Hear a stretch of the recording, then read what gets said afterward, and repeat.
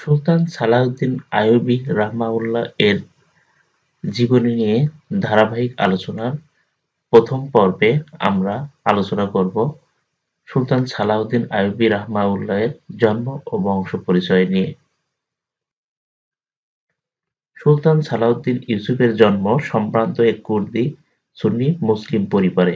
এই পরিবারটি মিশর, শাম, বর্তমানে সিরিয়া, লেবানন, জর্ডান ও ফিলিস্তিন, ইয়েমেন এবং উত্তর আফ্রিকা শাসন করত।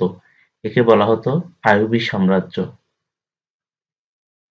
হাজরিয়ানের আর রাওয়াদিয়া গোত্র ছিল কুর্দিদের সবচেয়ে সম্ভ্রান্ত এবং বৃহত্তম গোত্র। সালাহউদ্দিনের পরিবার এই গোত্র থেকে এসেছে। সুলতান ইউসুফ সালাহউদ্দিনের জন্ম হয় 523 হিজরি মোতাবেক 1137 খ্রিস্টাব্দে।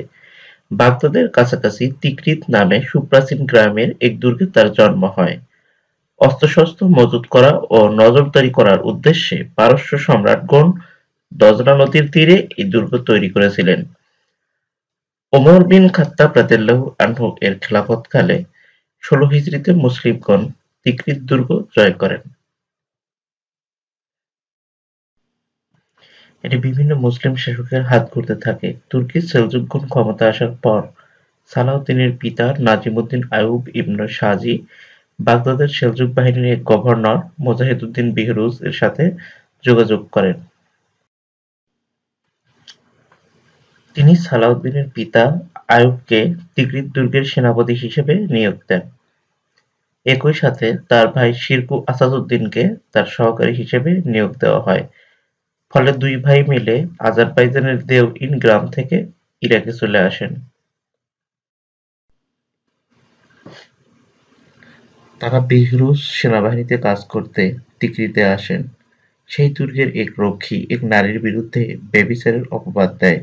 উক্ত নারী শিরকুর কাছে নালিশ করলে তিনি রক্ষীকে হত্যা করে বসেন। হত্যার অপরাধে এখন শিরকুকে কি বহিষ্কার করা হবে নাকি ছেড়ে দেওয়া হবে এ নিয়ে মুজাহিদউদ্দিন বিহরুজ দ্বিধায় পড়ে যান। পরে ওই রক্ষীর পরিবার প্রতিশোধ নিতে পারে এই ভয়ে তিনি নাজিমউদ্দিন ও শিরকু উভয়কে বহিষ্কার করার সিদ্ধান্ত নেন। তিনি তাদেরকে রাতের বেলায় পালিয়ে যাওয়ার পরামর্শ দেন। এই বহিষ্কারের দিনই নাজিমউদ্দিনের স্ত্রী এক পুত্র সন্তানের জন্ম দেন, যার নাম রাখা হয় ইউসুফ সালাহউদ্দিন আইয়ুবী। তারা তাদের পরিবার ও সদ্যোজাত সালাহউদ্দিন আইয়ুবীকে নিয়ে বেরিয়ে পড়েন এবং মসুলে চলে যান।